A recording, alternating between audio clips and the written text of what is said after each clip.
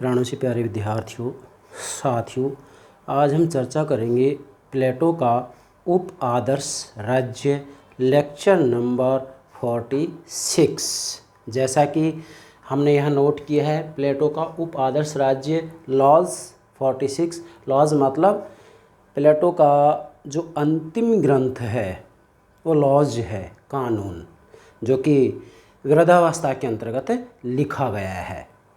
तो नोट करेंगे आप प्लेटो का उप आदर्श राज्य। जैसा कि कुछ विद्यार्थी बार बार कह रहे थे कि सर आपने प्लेटो का आदर्श राज्य तो समझा दिया, लेकिन उप आदर्श राज्य भी हमें समझाइए। इसलिए मैं विद्यार्थियों की मांग को स्वीकार करते हुए प्लेटो के उप आदर्श राज्य को बेहतर तरीके से समझाएंगे, और ये ज़रूरी भी है।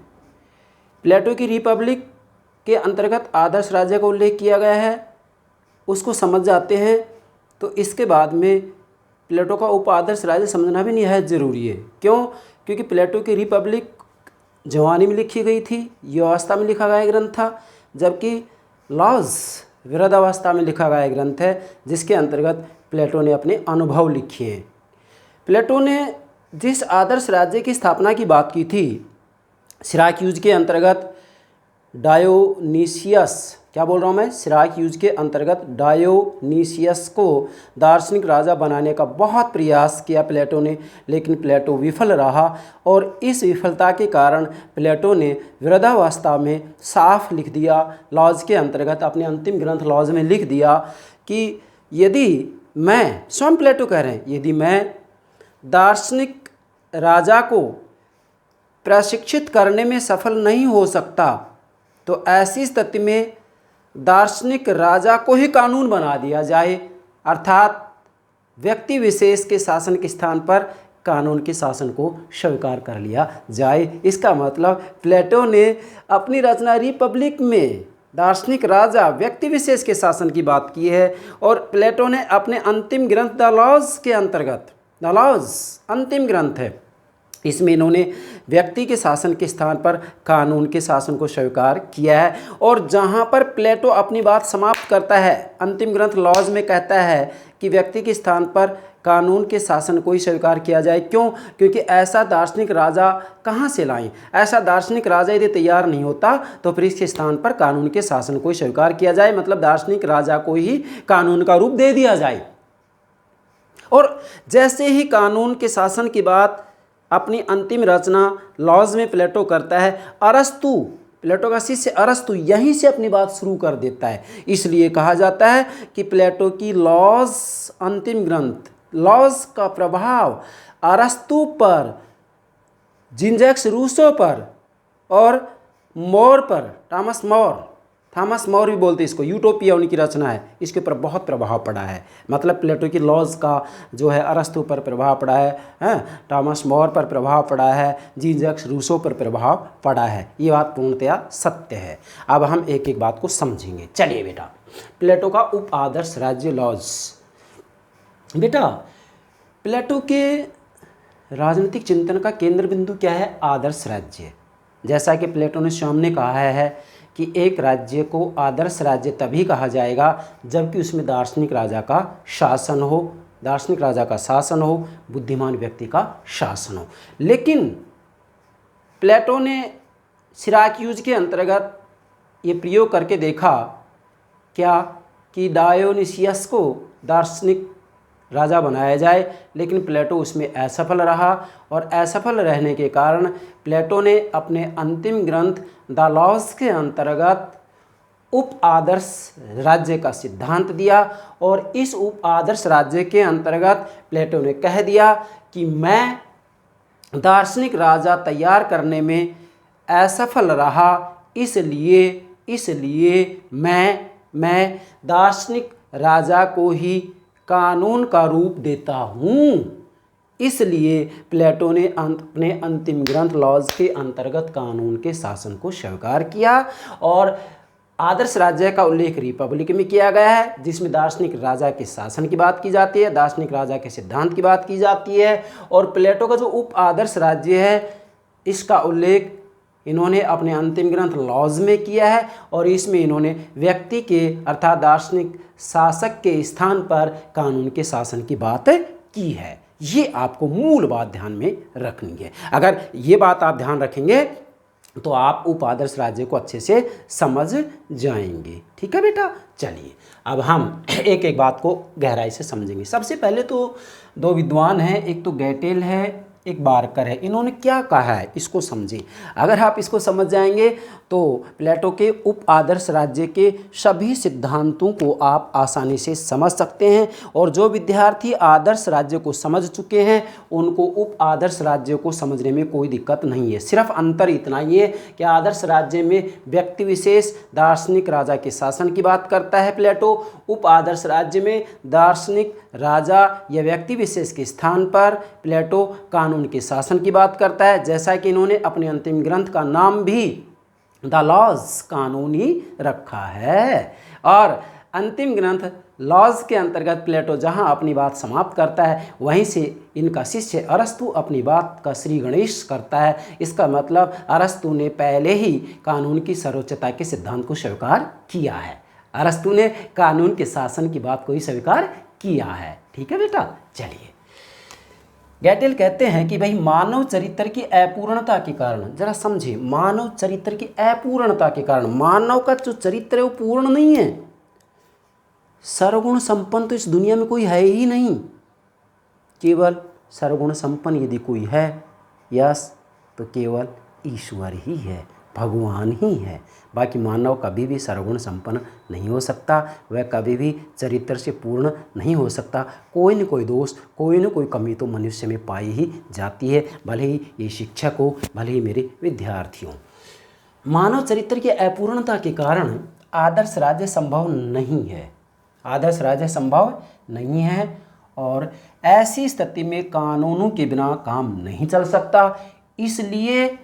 इसलिए अब जरा ध्यान दें, इसलिए प्लेटो ने कहा, अब इसमें आप नोट करेंगे मैंने थोड़ा ही लिखा है, आप लिखेंगे इसलिए प्लेटो ने कहा है कि दार्शनिक राजा को प्रशिक्षित करने में मैं असफल हूँ, इसलिए दार्शनिक राजा को ही कानून का रूप देता हूँ। यह बात गैटेल ने कही है। चलिए आगे बारकर कह रहे हैं कि प्लेटो का मानना था कि यदि एक, अब ध्यान दें, बारकर कह रहे हैं कि प्लेटो का मानना था कि यदि एक दार्शनिक शासक का निर्माण करने में मैं असफल हूं तो दार्शनिक शासक को ही कानून का रूप देता हूं। मतलब प्लेटो ने अपने अंतिम ग्रंथ द लॉज के अंतर्गत व्यक्ति विशेष के शासन के स्थान पर कानून के शासन को स्वीकार किया है। दार्शनिक राजा के शासन के स्थान पर कानून के शासन को स्वीकार किया है। बस ये बात ध्यान रखनी है आपको। अगर ये बात आप समझ गए, कोई भी कंपटीशन हो, कोई भी परीक्षा हो, आपको कहीं दिक्कत नहीं आएगी। चलिए हाँ, मैं 9 सिद्धांतों के माध्यम से उप आदर्श राज्य को समझेंगे। अब आगे बढ़ते हैं बेटा प्लेटो का अंतिम ग्रंथ क्या है? लॉज। उप आदर्श राज्य का उल्लेख कौन से ग्रंथ में किया है? लॉज में ही किया है। तो लिखो, लॉज में, प्लेटो का अंतिम ग्रंथ लॉज है, कानून है। लॉज में दार्शनिक शासक के स्थान पर कानून को प्रतिष्ठित किया। बहुत महत्वपूर्ण बात, ये इसका सेंटर पॉइंट है इस सिद्धांत का। मतलब लॉज के अंतर्गत प्लेटो ने दार्शनिक शासक के स्थान पर, ये दार्शनिक शासक की जो बात करता है प्लेटो किस में करता है? अपनी रचना रिपब्लिक के अंतर्गत।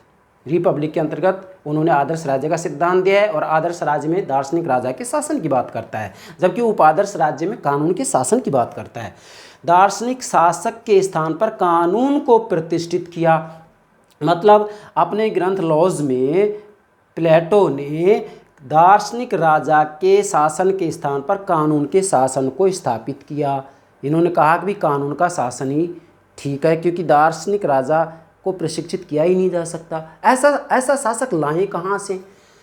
और लॉज में ही प्लेटो ने न्याय सिद्धांत के स्थान पर आत्म संयम के सिद्धांत को अंगीकार या स्वीकार किया। ये 2 बातें ध्यान रखनी है। दार्शनिक शासक के स्थान पर कानून के शासन को स्वीकार किया या प्रतिष्ठित किया। दूसरा, न्याय सिद्धांत के स्थान पर न्याय का सिद्धांत आदर्श राज्य के अंतर्गत दिया है इन्होंने। तो न्याय के सिद्धांत के स्थान पर आत्म संयम के सिद्धांत को स्वीकार किया। क्या? आत्म संयम के सिद्धांत को स्वीकार किया है। ये आपको ध्यान रखना। आत्म संयम का सिद्धांत क्या है, ये यहाँ पर हम आगे 8वें सिद्धांत में समझा देंगे, ठीक है बेटा। और न्याय का सिद्धांत क्या है प्लेटो का, ये न्याय सिद्धांत पर मैंने लेक्चर अपलोड कर ही दी है, तो आपको कोई दिक्कत ही नहीं है। चलिए बेटा, अब अगली बात आती है कि लॉज का विषय क्या है। अब आपसे एग्जाम पूछ लिया जाए कि लॉज का विषय क्या है, कौन सी शैली में लिखा गया है ये लॉज। बेटा प्लेटो की रचना रिपब्लिक जो कि युवावस्था में लिखा गया ग्रंथ है, वो भी संवाद शैली में लिखा गया है। संवाद शैली का मतलब होता है वार्तालाप शैली है, एक प्रश्न करता है दूसरा उत्तर देता है। ठीक इसी प्रकार से प्लेटो का जो अंतिम ग्रंथ है लॉज भी संवाद शैली में लिखा गया है। संवाद मतलब वार्तालाप शैली में, ठीक है। इसके बाद में जो प्लेटो का अंतिम ग्रंथ लॉज है, लॉज के अंतर्गत 12 भाग हैं, ये 12 भागों में विभाजित है, 12 भाग हैं, ठीक है, बस इतना ही ध्यान रखेंगे। इसके बाद में उप आदर्श राज्य के सिद्धांतों की चर्चा करेंगे। इसमें मैंने जितने भी महत्वपूर्ण सिद्धांत हैं उप आदर्श राज्य के लॉज के अंतर्गत, उप आदर्श राज्य के बारे में जितनी भी बातें प्लेटो ने लिखी हैं मैंने सारी की सारी यहाँ नोट कर दी हैं, एक एक को अच्छे से समझाऊंगा। बेटा हमने प्लेटो की रिपब्लिक को तो बहुत गहराई से पढ़ा है, अरस्तु की पॉलिटिक्स को बहुत गहराई से पढ़ा है, लास्की का जो राजनीति का व्याकरण है इसको बहुत गहराई से पढ़ा है। हमारे भारत की बात आती है तो मनु की मनुस्मृति, शुक्र का शुक्र नीति सार, कौटिल्य का अर्थशास्त्र, कामंदक का कामंद की नीति सार, ये हमने बड़ी गंभीरता से गहराई से पढ़ा है। और मैं तो मेरे विद्यार्थियों के लिए जितने भी ग्रंथ हैं, जो गौरवमयी ग्रंथ हैं, कालजयी कृतियाँ हैं जो कि किसी समय विषय से बंधी हुई नहीं है, संस्कृति से बंधी हुई नहीं है, देश विषय से बंधी हुई नहीं है, ऐसे ग्रंथों को मैं बड़ी गंभीरता से पढ़ता हूँ। मैं इन ग्रंथों में गोते लगाता हूँ, तैरता हूँ, डूबता हूँ, जिससे कि मैं मेरे विद्यार्थियों को राजनीतिक चिंतन को अच्छे से समझा सकूँ। और जो विद्यार्थी राजनीतिक चिंतन को, पश्चिमी राजनीतिक चिंतन को, भारतीय राजनीतिक चिंतन को बेहतर तरीके से समझ जाता है, उसको राजनीतिक सिद्धांत को समझने में भी दिक्कत नहीं आएगी। पहला है उप आदर्श राज्य की भौगोलिक स्थिति। ध्यान दें बेटा, भौगोलिक स्थिति के बारे में प्लेटो लॉज के अंतर्गत लिखते हैं कि नगर राज्य को समुद्र तट से दूर रहना चाहिए, मतलब समुद्र तट से दूर नगर राज्य को बसाया जाए, जिससे कि जो विदेशी हैं उसके ऊपर आक्रमण ना कर सकें, समुद्र तट से दूरी पर हो। और इसी के साथ में उप आदर्श राज्य की जो जनसंख्या बताई है प्लेटो ने, वो 5040 बताई है। 5040 इसलिए बताई, इन्होंने कहा है कि इसको निश्चित संख्या में विभाजित किया जा सकता है, जैसे 1 गुणा 2 गुणा 3 गुणा 4 गुणा 5 गुणा 6 गुणा 7 गुणा 8 गुणा 9, इस तरीके से इसका टोटल करेंगे 5040 आएगा। मतलब ये जनसंख्या इसलिए बताई कि कोई इसको निश्चित भागों में विभाजित किया जा सकता है, ठीक है। बस इतना ही पर्याप्त है, जो महत्वपूर्ण बात है वो हम बता देते हैं। बाकी तो अगर भौगोलिक स्थिति को पूर्ण रूप में लेंगे तो 50 मिनट में तो ये बात ही पूरी नहीं हो पाएगी। बेटा दूसरा सिद्धांत है उप आदर्श राज्य की आधारशिला। यस, उप आदर्श राज्य की आधारशिला क्या है? कानून की सत्ता। कानून की सत्ता, मैंने तो आपको पहले बता दिया इस ग्रंथ का नाम क्या है, लॉज मतलब कानून। तो प्लेटो ने अपनी रचना लॉज, जो कि इनका अंतिम ग्रंथ है, इसमें कानून के शासन की बात की। मैंने पहले डायग्राम के माध्यम से बता दिया है क्या कि उप आदर्श राज्य में प्लेटो कानून के शासन की बात करता है, आदर्श राज्य में दार्शनिक राजा अर्थात व्यक्ति विशेष के शासन की बात करता है। आदर्श राज्य का उल्लेख रिपब्लिक में किया गया है, जो कि युवावस्था में लिखा गया ग्रंथ है, और उप आदर्श राज्य का उल्लेख प्लेटो का अंतिम ग्रंथ लॉज, जो कि वृद्धावस्था में लिखा गया है, उसके अंतर्गत किया गया है। ठीक है बेटा, चलिए कानून की सत्ता में दो बातें लेंगे हम।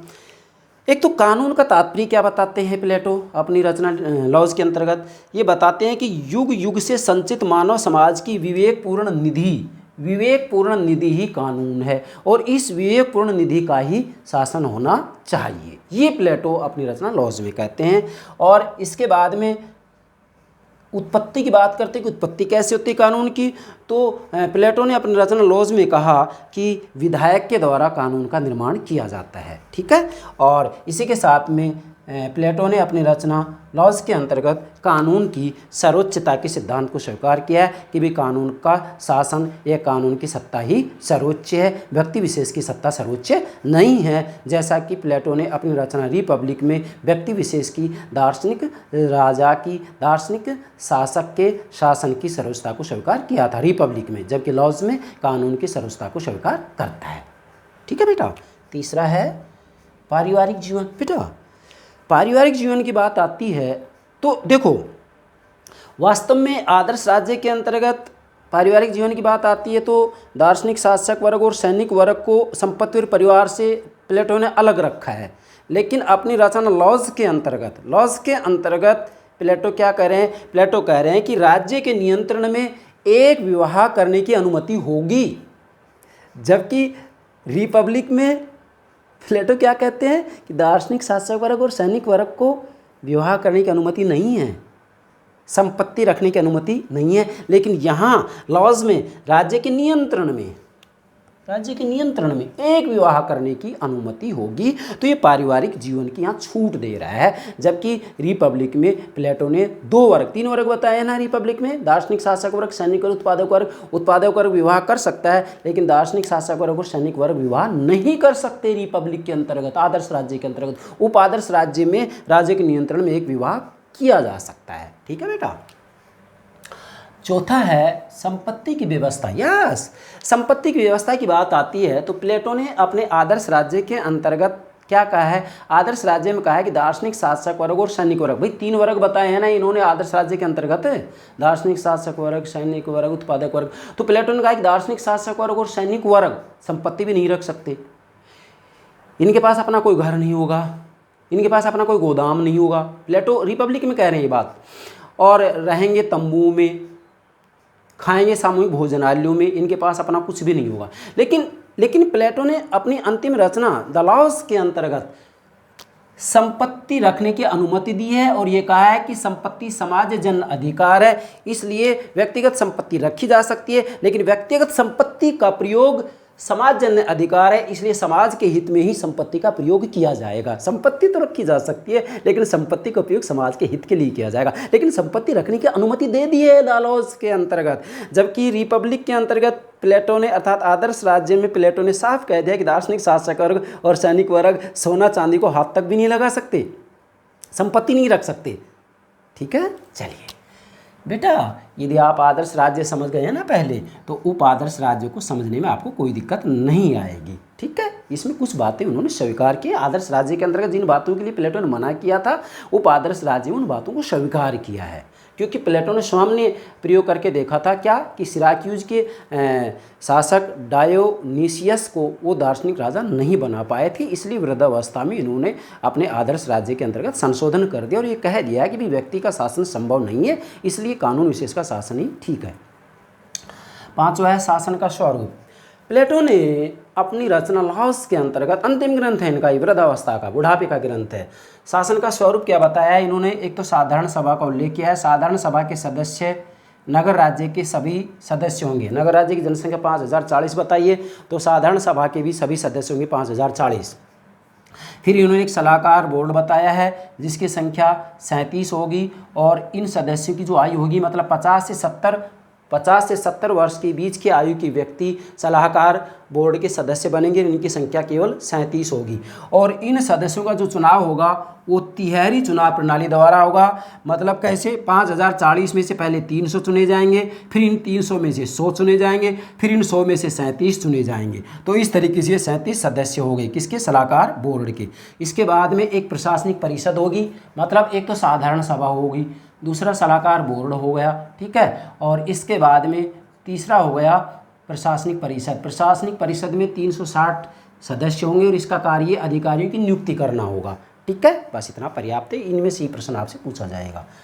6ठा है मिश्रित संविधान। प्लेटो ने अपनी अंतिम रचना द लॉज, कानून, विधि, इसके अंतर्गत मिश्रित संविधान की बात की है और इन्होंने कहा है कि प्रजातंत्र, कुलीन तंत्र और राजतंत्र का समन्वय किया जाए। मतलब इन तीनों शासन प्रणालियों के समन्वय की बात की है और प्लेटो ने कहा है कि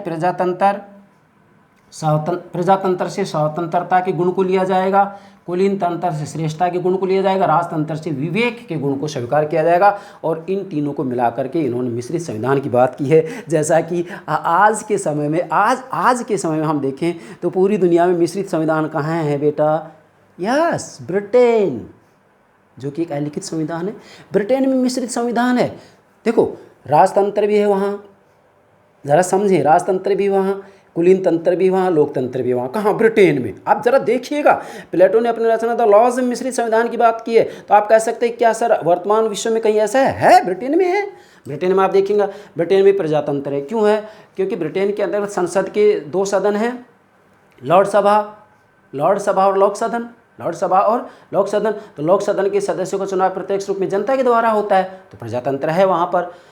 ब्रिटेन में कुलीन तंत्र भी है। क्यों? क्योंकि वहाँ पर संसद के 2 सदन है, प्रथम लोक सदन, दूसरा लॉर्ड सभा। तो लॉर्ड सभा के सदस्यों के अंतर्गत उच्च कुल के सदस्य होते हैं, इसलिए कुलीन तंत्र भी वहाँ। और राजतंत्र भी वहाँ, क्योंकि वहाँ राजा का पद अभी बना हुआ है, राजा का पद अभी बना हुआ है ब्रिटेन में। तो ब्रिटेन में राजतंत्र भी है, कुलीन तंत्र भी है और जो है लोकतंत्र भी है। तो आप देखिएगा कितनी दूरदर्शिता की बात है। प्लेटो ने तो आज से मतलब 2800 वर्ष पहले ये बातें कही थी। आज भी ये बातें हमें दुनिया में देखने के लिए मिल रही हैं। ठीक है। 7वां है शिक्षा व्यवस्था। Yes, education system. Education system की बात जो है प्लेटो ने रिपब्लिक के अंतर्गत भी की है, लेकिन रिपब्लिक के अंतर्गत इसका शिक्षा का क्रम काफ़ी लंबा है, क्योंकि वहाँ दार्शनिक राजा का निर्माण करने की बात करते हैं। जबकि लॉज के अंतर्गत इन्होंने अपनी शिक्षा के स्वरूप को बदल दिया। इन्होंने 2 प्रकार की शिक्षा बताई, प्राथमिक शिक्षा जो कि 10 वर्ष तक होगी, 10 वर्ष तक प्राथमिक शिक्षा होगी, और माध्यमिक शिक्षा 10 वर्ष के बाद में होगी, और उच्च शिक्षा का इन्होंने कोई उल्लेख नहीं किया है। बस इतना ध्यान रखेंगे। मतलब शिक्षा व्यवस्था के अंतर्गत इन्होंने 2 प्रकार की शिक्षा बताई है, प्राथमिक शिक्षा 10 वर्ष तक और माध्यमिक शिक्षा 10 वर्ष के बाद। उच्च शिक्षा का इन्होंने लॉज में कोई उल्लेख नहीं किया है। बस इतना ध्यान रखेंगे। 8वां है आत्म संयम का सिद्धांत। बेटा जैसा कि हमने यहाँ बताया कि न्याय के सिद्धांत के स्थान पर आत्म संयम के सिद्धांत को प्लेटो ने अपनी रचना लॉज में स्वीकार किया है। तो यहाँ पर यही बात आ रही है, आत्म संयम का सिद्धांत, मतलब न्याय के सिद्धांत के स्थान पर आत्म संयम का सिद्धांत स्वीकार किया। आत्म संयम का मतलब होता है नागरिक कानूनों का पालन करें। क्या? नागरिक कानूनों का पालन करें। अगर नागरिक कानूनों का पालन करते हैं तो इसका मतलब वो आत्म संयम से जीवन जी रहे हैं। जैसे मैंने उदाहरण दिया, जैसे अधिक मांस वाला मनुष्य का शरीर और अधिक शक्ति वाला मन नष्ट हो जाता है, वैसे ही यदि नागरिक कानूनों का पालन नहीं करेंगे तो नगर राज्य भी नष्ट हो जाएगा। ठीक है, समझ गए? जैसे अधिक मांस वाला शरीर नष्ट हो जाता है और अधिक शक्ति वाला मन नष्ट हो जाता है, वैसे ही नागरिक कानून का पालन नहीं करेंगे तो नगर राज्य भी नष्ट हो जाएंगे। तो आत्म संयम के सिद्धांत की बात की। और अंतिम 9वां है न्याय व्यवस्था। यस, न्याय व्यवस्था, जस्टिस सिस्टम, न्याय व्यवस्था। न्याय व्यवस्था को 4 भागों में बांटा है, न्यायालयों को 4 भागों में बांटा है। पहला है 4 भागों में बांटा है, 4 प्रकार के न्यायालय बताए, नोट करेंगे। 4 प्रकार के न्यायालय बताए हैं लॉज में प्लेटो ने। पहला है स्थायी पंचायती न्यायालय, ये पंचायत विशेष के विषयों को देखेंगे। क्षेत्रीय न्यायालय, क्षेत्र विशेष के विषयों को देखेंगे। विशेष चुने हुए न्यायाधीशों का न्यायालय, ये प्रांत विशेष के विषयों को देखेंगे। और